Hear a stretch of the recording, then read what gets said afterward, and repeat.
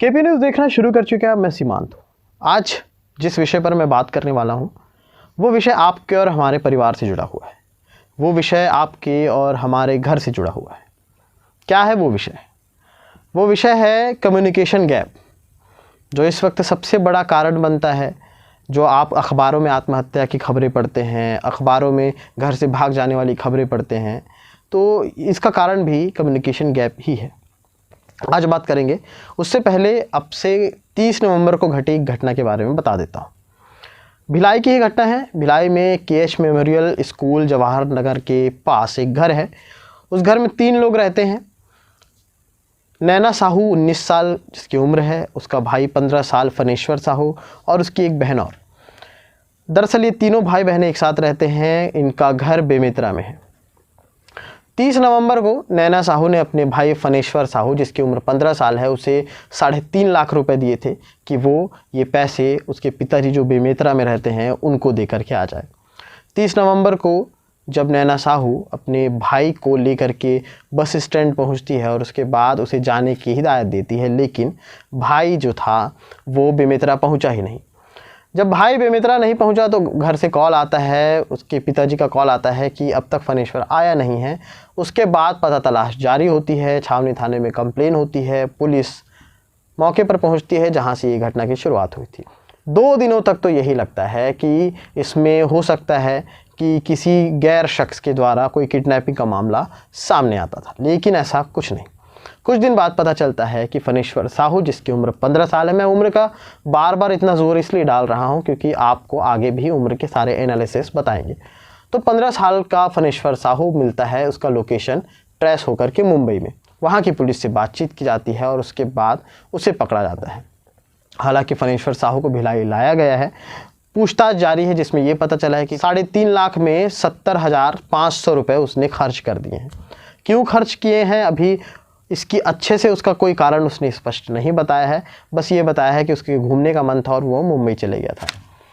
लेकिन इसके पीछे भी बहुत सारे ऐसे कारण होते हैं। अगर आप आज की एक खबर देखें अखबार में, जिसमें अच्छा एनालिसिस ये है कि पिछले 11 महीने में 263 नाबालिग लड़के लड़कियां अपना घर छोड़ करके भागे हैं।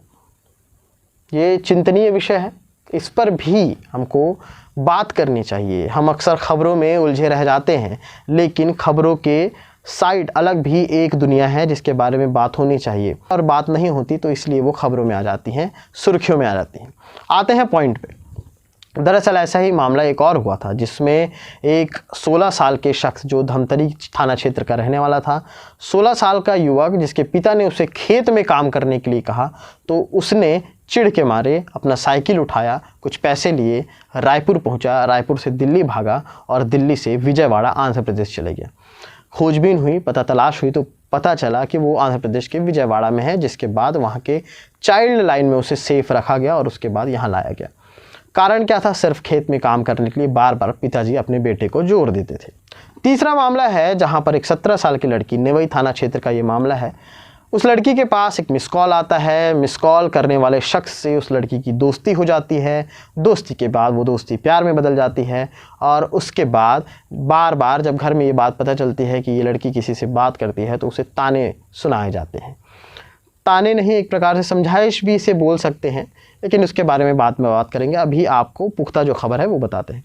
इस तरह से घर वाले उसे बार बार रोकने टोकने लगते हैं। लड़की परेशान होकर के घर से भाग जाती है।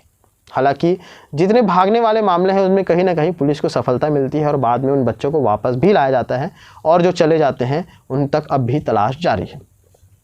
ऐसा ही चौथा मामला आता है जहां पर एक गांव में ही, और जितने मैं ये सारे चीज़ें बता रहा हूँ वो सब भिलाई के आसपास के ही क्षेत्र के हैं, जहां पर एक लड़का लड़की एक दूसरे से प्यार करते हैं। वो नाबालिग हैं और घर वाले इस चीज़ के लिए राज़ी नहीं हैं और वो घर छोड़ करके भाग जाते हैं।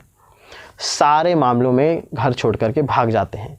इन मामलों में ऐसा भी होता है कि कई बार कोई शख्स फांसी पर लटक जाता है या कोई शख्स आत्महत्या कर लेता है, जिसके बाद जो हम सो कॉल्ड समाज बोलते हैं ना, जिसके बाद जब घटनाएं हो जाती हैं, जब वारदात हो जाती हैं, तब हमें ऐसा लगता है कि यार अगर इसने हमसे बात की होती तो हम इसे समझाते। क्यों ऐसा नहीं होता कि आत्महत्या करने से पहले उसकी मनः स्थिति जानने की परिवार के लोग कोशिश करें?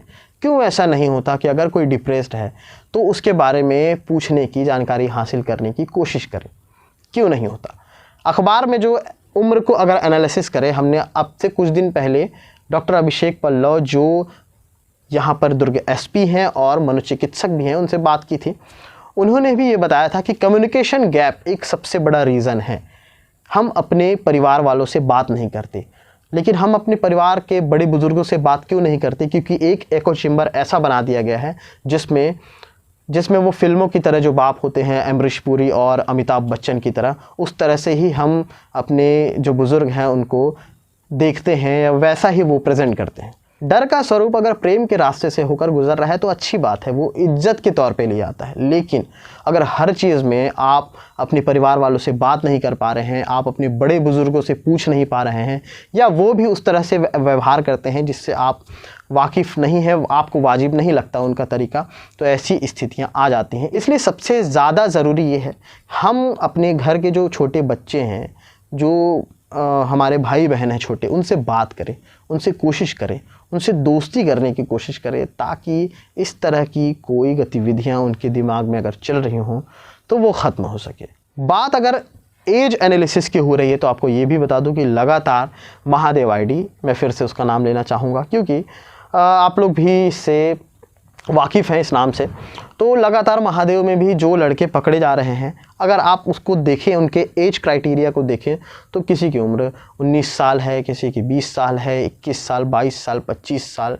28 साल, ये उम्र है। इस उम्र में जब उन्हें पढ़ना चाहिए या वो जो नौकरी की तलाश में निकलते हैं, और ये वैसे ही लड़के हैं जो कहीं किसी स्टेट से इसी स्टेट में आकर के नौकरी की तलाश में आए हैं, जिन्हें इन सारे चंगुल में फंसा लिया जाता है और इन सारे मामलों में लिप्त कर दिया जाता है। क्या होता है? बहुत कुछ होता है। जब अखबारों में फ़ोटो छप जाती हैं, जब टीवी चैनलों पर चेहरे आ जाते हैं, तो काफ़ी चीज़ें बर्बाद हो जाती हैं ज़िंदगी की। लेकिन इससे पहले आपको रिवाइंड में जाना पड़ता है, आपको सोचना पड़ता है। एक क्षण की बात है, अगर आप एक क्षण में फ़ैसला नहीं ले पाते, नहीं सोच पाते, तो बहुत सारी दिक्कतें आपको फेस करनी पड़ती हैं।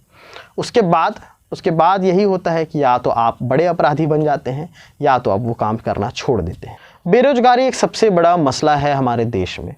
लगातार जो जनसंख्या वृद्धि तो है ही, उसके बावजूद लगातार कई सारे कॉन्सेप्ट पे काम किया जाता है। इंडिया विकसित देशों में गिनती होने लगती है, चांद पर पहुंचना, अंतरिक्ष पर जाना, लेकिन आज भी कहीं ना कहीं रोज़गार को लेकर के किसी भी तरह की कोई बात कोई क्यों नहीं करता? क्यों? आखिर जब वैकेंसीज़ निकलती हैं तो कुछ पदों के लिए निकलती हैं, लेकिन भरमार आ जाती है लड़के लड़कियों की उस फॉर्म को भरने के लिए। आखिर क्यों? क्योंकि कहीं ना कहीं हमारे जो ऊपर लोग हैं, जो हमें नौकरी मुहैया कराने की बात करते हैं, वो कहीं ना कहीं किसी ऐसे चीज़ों में लिप्त होते हैं जो अपराध की श्रेणी में आता है। अपराध की श्रेणी में घूस लेना भी आता है। सिस्टम कितना लचीला है वो आपको और हमें सुधारना है। रंग दे बसंती एक मूवी आई थी आमिर खान की, जिसमें एक डायलॉग था कि कोई भी देश परफेक्ट नहीं होता, उसे परफेक्ट बनाना पड़ता है। आपको और हमें तय करना है कि हम इसे कैसे परफेक्ट बनाते हैं। इसमें मैंने आज 3 मुद्दों पर इसमें चर्चा की है। सबसे पहला, कम्युनिकेशन गैप। अगर आप अपने ही घर में अपने बच्चों से कोई चीज़ नहीं पूछ रहे हैं, पूछना मतलब इन द सेंस ये नहीं कि डांटना, एक दोस्त की तरह, एक दोस्ताना का व्यवहार करना अपने बच्चों से। दूसरी चीज़ ये है कि क्राइम में जो रेशियो बढ़ते जा रहा है, तो आप सवाल क्यों नहीं करते। तीसरी चीज़ ये है कि बेरोज़गारी इतनी ज़्यादा हावी हो चुकी है कि रोज़गार की तलाश में निकलने वाले युवक युवतियाँ ऐसे अपराधों की श्रेणी में आ जाते हैं और फंस जाते हैं, जो उनके लिए, उनकी फैमिली के लिए काफ़ी तकलीफ़देह होती है। अब किसे पता था कि 15 साल के फनेश्वर साहू के मन में क्या चल रहा है। हालांकि भिलाई के फनेश्वर साहू 15 साल जिसकी उम्र है वो वापस आ चुके हैं, पुलिस उनको ला चुकी है। तो ये सारे थे मामले और ये सारे थे एनालिसिस। हालांकि एक छोटा एनालिसिस है लेकिन कारगर है। आगे भी ऐसे एनालिसिस, ऐसे तमाम सारे खबरें, ऐसे अपडेट्स के साथ आपके लिए आते रहेंगे और ख़बरों को लेकर के आते रहेंगे। देखते रहिए केपी न्यूज़। और एक चीज़, इस चैनल को सब्सक्राइब कर लें, इस चैनल पे कमेंट ज़रूर करें अगर आपको कोई चीज़ ठीक लगती है, नहीं लगती है। अगर इस चीज़ पर काफ़ी सारी दिक्कतें आ रही हैं, अगर हमको कोई सुधार की ज़रूरत है, तो आप बेशक बता सकते हैं। और इस चैनल को सब्सक्राइब कर लें और अपने अपनों तक ज़रूर पहुंचाएं, ताकि उन्हें भी हो सकता है अगर हमारे 4 ज्ञान से कोई सबक मिल सके और आपके कमेंट में किए 4 ज्ञान से हमें कोई सबक मिल सके तो आपके और हमारे लिए बेहतर होगा। शुक्रिया। न्यू वीडियोस के अपडेट पाने के लिए सब्सक्राइब करें केपी न्यूज़ को और बेल आइकन को दबाएं।